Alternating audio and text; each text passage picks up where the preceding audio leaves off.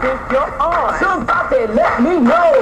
Will everybody in the place put a whistle in your face, scream it out and say, yo, hey, you don't stop. I like the rhythm that makes your finger pop. I said, hip hop, thanks a lot. Come on, everybody, give me what you got. I'm gonna tell you a little story about the Sugar Hill. See, it's like, no, because it's a blur when it first comes in, so you have like a fraction of a section before you pick up on it, you know, and you want to be seeing it. Yeah, it's another thing you got to worry about. See, with this kind of thing, this kind of music, you don't want a shot that's going to go slow by. Yeah. No, I agree. I don't think you want it to go slow by, but I don't think you want. I think that you want to. You want to be seeing what you want to be seeing. I mean, does that make sense? Not really. This film is about the world of New York graffiti writers who are a breed apart from all, certainly apart from all other writers of graffiti since the world began. This is great. I love when this guy comes on. It's just New York graffiti. It's just things up on the wall. You don't want to read It's just impressionistic something, but I think that you're... You know, my feeling is this is you're setting up the whole show. Yeah, he's saying New York and you want to be graffiti. clear. Maybe use that one. Yeah, the truck, the one with the truck. Maybe that just really pan that one down. Yeah. See, I think that this is the opening of the show, and to grab as much as possible. This is where you grab the person's attention. Well, I think you grab with this.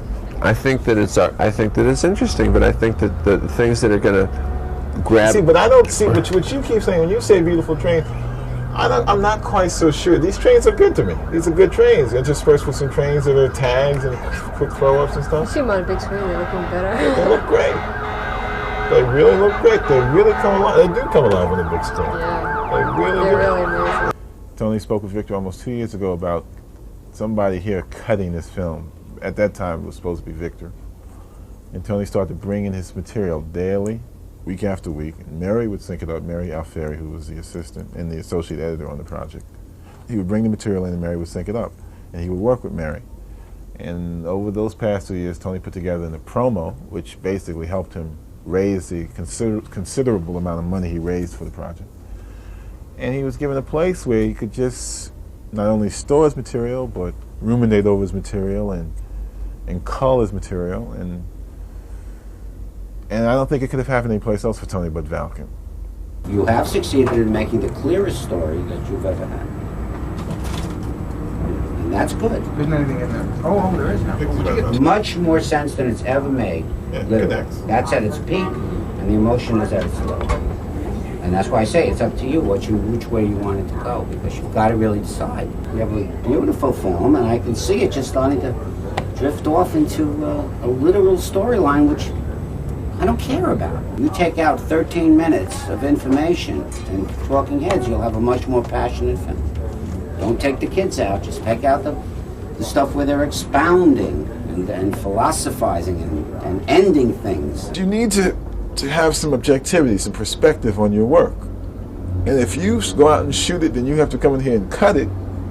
How can you see it sometimes? Sometimes you can't see your work. You have to be able to stand back, let somebody else's creative input get involved in the project, who you feel in sync with to some degree, and then come in and then look. Feel funny on the other side of the camera, huh? Feel. graffiti that's being put on the streets. I hope that in a few weeks we're going to put the rough cut on cassette, and I'll take it to Washington and show it to PBS, which is waiting to see it, and to CPB, which is very much waiting to see it since they're one of the major funders. They may have problems with this film because it contains a lot of bad language. There may be some post-fairness doctrine problems. I don't know. Remains to be seen.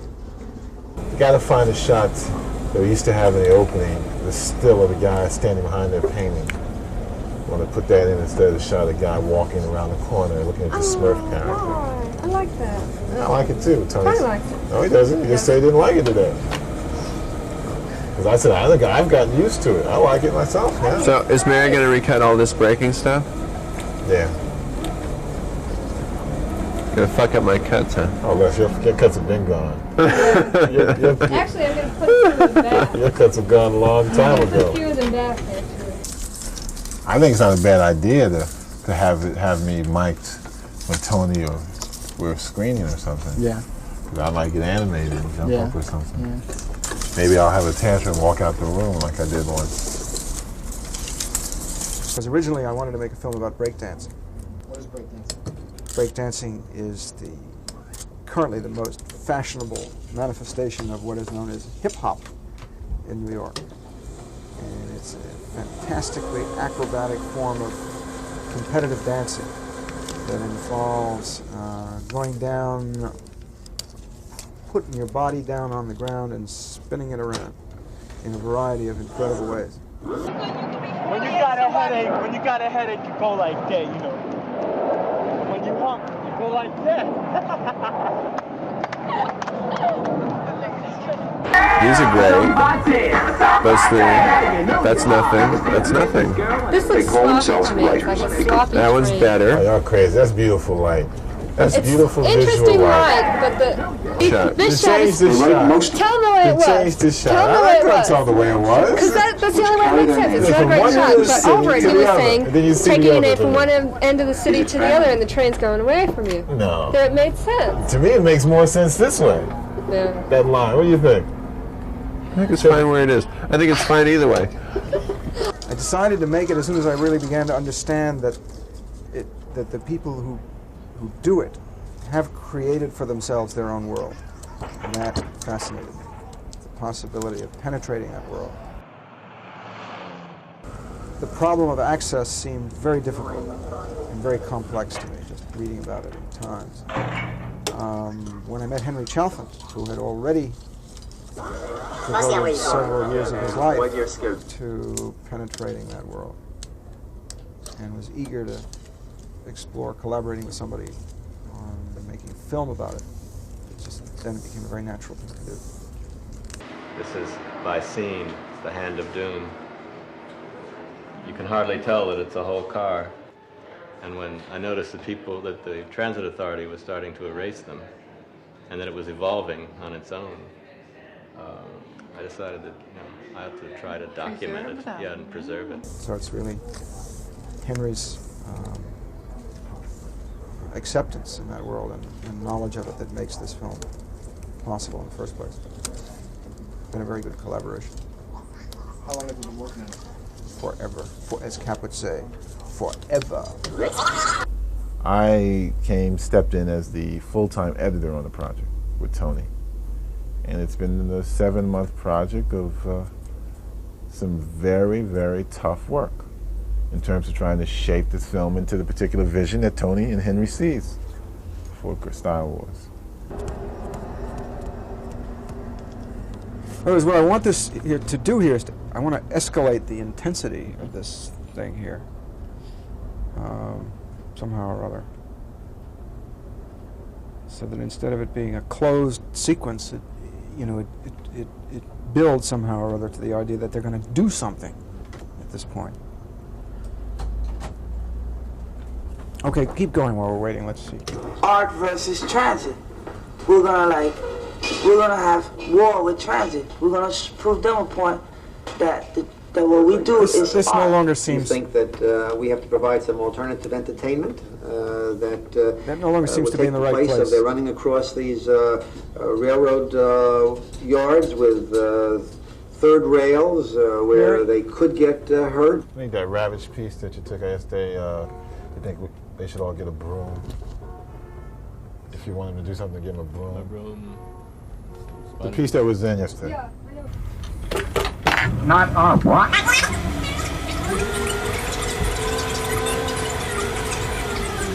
Does it come together quickly?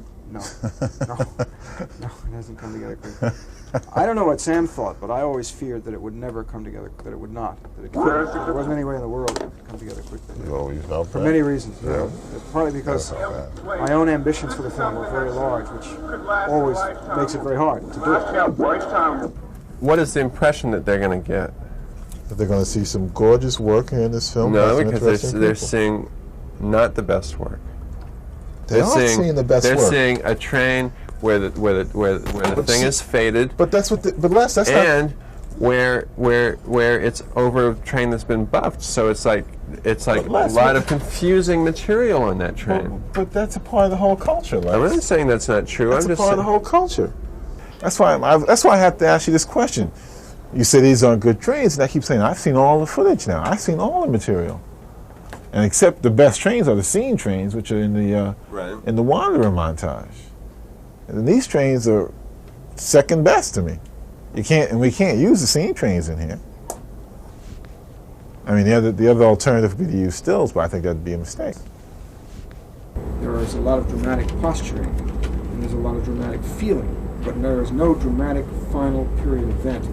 True, but the reality of the situation. True, but in the film, we know that. True, but in the film, that's very unsatisfying. Well, but that's what the film's meant to be about. But it makes the film unsatisfying. The first time they had the kids scrubbing the trains, he thought it was great because they met other writers that they hadn't met before. Yeah. He laughs. He says that. What are you doing now, Sam? Putting some stills in the sequence of graffiti writers' work against sort of as a counterpoint to this guy talking about this campaign they had started last year to sort of stop graffiti writers. You know, make your mark in society, not on society. I've practiced all my life to make moves like that. And I worked every day to be a singer. They started this campaign, and they used a lot of renowned ethnic people. Hector, Ray Barretto, Celia Cruz. Take it from the champ. Graffiti is for chumps. You know how I made something out of my life? By using my hands. Put on the misery. Don't use it to mess up the walls with graffiti. What I'm looking for is some evidence that each move has a counter move that defeats it. So that everything that the city tries, the kids either get around or thumb their noses at or laugh at or defeat in some way. There's so much that can be said with this material. And that's always the case with documentary material. There's so many ways you can go with material like this. It's so wonderful, so full of good things.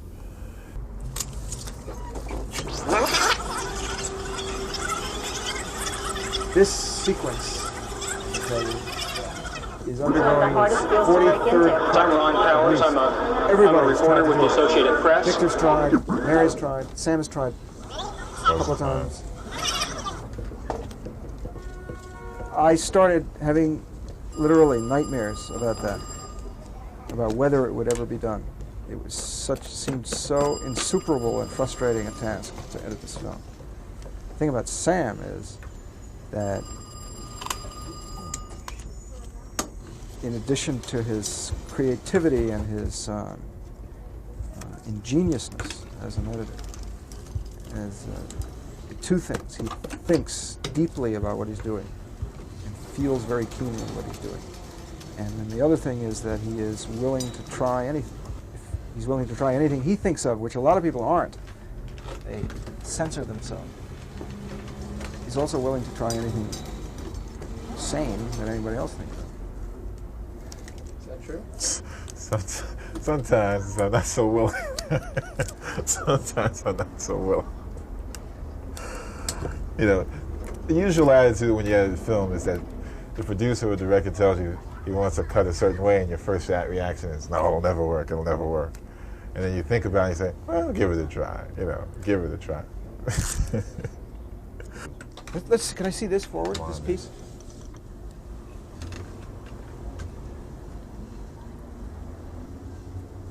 Sort of interesting. Why don't you put that in? Put it in, see what happens. Put the pan down the arm? No. The snaps in. Okay. With a lot of hold on the top, on the head of it. Not much. This is the kind of footage that you can do so many different things with editorially. And with a guy like Tony, you're pushed all the time to try, Sometimes you get frustrated, but the results sometimes can be very, very interesting. Taking his place. Because of the way this film was shot, and because of the way Tony conceives this film, he's given it a whole different stylistic flavor, which for a documentary can be very, very interesting. If he remember when you were cutting the mayor's press conference sequence? Yeah. You try to cut it in your particular documentary fashion, following the rules and the guidelines. Right. Never worked. Right. You had to break new ground. So when Mary touched it, she broke new ground. Yeah. She had to look at it in a different way, a whole different conception, which If you look at it editorially, you'll say, well, that's a little weird, some of those cuts. But the overall impact is that it's fresh, it's new. And you got to do that. Each thing in itself is interesting. Well, it could stand more length. It could stand more length if it became. No, it's just more of the same. Structurally different, but I don't think it can be made structurally different. I think This way, I think it just has to be shorter. What do you feel about the whole But you film? don't know where you're going and where it's taking you. What do you feel about the whole film? You have a feeling about the whole film? Henry thinks it's better than It is. Yeah. In many ways, it is. We've been going around in different ways, and I agree that this is probably the best it's been, but I have some things that I like better with the screening and the movie lab and stuff like that, and at the last screening, and I just don't know how you're going to push the two together, which is why I'm really interested in what you and Henry really think. I'm not trying to say I'm not interested in what you're saying, really. But if they're making this film, and they've got some very strong things they want to say. If the end is still a flatness, and if that's desired on some level, it's like a series of successive, very mild waves. You know, because instead of some real blockbusters, building up to something really big. I mean, you expect an orgasm, there isn't one. And there should be a recovery period. To me, these shots are very, very good. I'm not so concerned with the fact that I got to show the audience the best shots. So they'll say, well, this is nice work, so I want to know these people. To me, I'm not only showing the audience the best shots, I'm showing these interesting shots on the train that might be washed out in an interesting area. It's surrounded by other interesting shots of people dancing, a whole other culture that most of the people who see this film will know nothing about. We found ourselves, Henry and I, making a film about something that at one point we thought was dying, or changing so radically that it wasn't going to be the same anymore, so that it was gone, finished. And instead, we found ourselves making a film about something that's going on all around us and getting bigger and bigger and hotter and hotter. It's a matter of getting a tag on each line and each division. You know, it's called going all city. I can only laugh to keep from crying, because what happens is that I don't really think he knows how silly that sounds. He's going all city. I mean, to what end? You talk to any graffiti writer about the subject of this sequence, for example, and he or she will tell you in a space of 5 minutes 2 diametrically opposite things. One thing is, graffiti is nothing if it isn't on the trains, and the other is, graffiti now has to graduate from the trains and making money and being in the art world is much more important. And they don't even realize that they're contradicting themselves. It's the purest form of ambivalence I've ever seen. Very hard to know how to edit that. Then Gandhi's thing, Ravage's thing, which you think should be taken out, which I have second thoughts about, where he says... Takes you back, we're on a high level, and all of a sudden now we're going back down again. Starting over again. We're not going to talk about the insides. To me, it's an academic point. There's no emotion by the end of the film. Forget it. Academic point. It's completely academic, you know? And then he already talks about the inside earlier, and that makes sense. And then you go to Dante saying this thing about, it's not going to stop, I mean, they're going to come up with new ways. Does he say it as a sentence, or does he say it as a phrase? And they're going to be the guys who are going to come up with all these new slick ways to, outdo all this new graffiti prevention, I guess. That's what he says. Well, then I would I want to make sure that we're not starting that. This is an ending. And it has to come on as an ending, as a recap of what we've just seen. Otherwise, we have no end. That's the way I feel about it. Okay. I wound up when I was doing that structure that the station scene really just fit at the end and gave me a highlight. It was a lifting moment at the end. I had the case at the conquest at the end of the film. Who's king? You looking at him right here, my brother, the original. You know what I'm saying? Kingdom Islam, Nation Guard, for I'm the one that rocked so far, you know what I'm saying? Always rocking the jazziest Cardette, you know what I'm saying? The only and the original magnetic king, and that's the one that's still sitting here doing his thing. It was an upbeat. I need an upbeat at the end, too. But he's introducing himself. I think I don't even understand a word that he says. You don't understand him, you forget the minute it's gone that he's ever there. leaves you no memory whatsoever. Case at the complex. I've always felt that. But you don't have no memory? You don't remember you even saw him there. Why is it crazy? Because you introduce him after you've already spent an hour with him. You don't introduce by the him. way. He's just talking to his friends. He's playing a game. No, You met him at the complex. The power of it is that he's talking to the camera. He's not talking to his friends. That's what makes it powerful. No, that's not what makes it powerful. What makes it powerful is him. What makes it powerful is him. He's telling you and me who he is. He's not telling them. He's bullshitting. He's bullshitting for the camera. That's what he's doing. Right. So what? He can do that anytime. That's his personality. Yeah. He's just carrying on. I don't know. I don't think that Victor and I could work together on this, on a film of this length, size, and complexity. I think we'd kill each other. You know, I don't think it's the greatest ending in the world, but I think it's the first time there's been any ending, from my point of view, because you can't end in Case. You can't end with the Case with you talking about his arm. So I said, well, I did. And they said, I don't believe that. You only got one arm. I said, that don't mean nothing. I do things that people don't realize I can do with this, but, you know, being that I'm like this, you know. You know, yeah, right. You can't end that. I'm just going over the endings we've had. And then if we could put in a shot of the night train, you know, use the elevator trains for the moment. I got a couple. You know, and that'll be for titles and credits. You're doing it. You're telling a literal story about something that I don't see the literal nature of at all. It's passionate. I see it completely emotional. And to me, the strength is those kids, and when you hurt the kids, then I get upset. When the kids come through fine, then I'm satisfied. And the kid says something about why they're attacking us instead of catching the murders. They got guys out there that are mugging people in the subways, stabbing people, throwing people into tracks and all that. That's the passionate end of that sequence. You don't have to end the sequence. It doesn't matter whether they've negotiated, not negotiated. You haven't answered it anyway because Ravage changes the subject completely and goes off into another tangent. And we had this is a very specific discussion that Tony had. Tony felt that without the explanation, but you know, the sequence had no sense. I said, no, because you kept it going. No, he ended it. That is a place to end that. Why? Where he says, they're spending all their bullshit money just to get us. Right. That's where it ended. You had him come back and say something else after.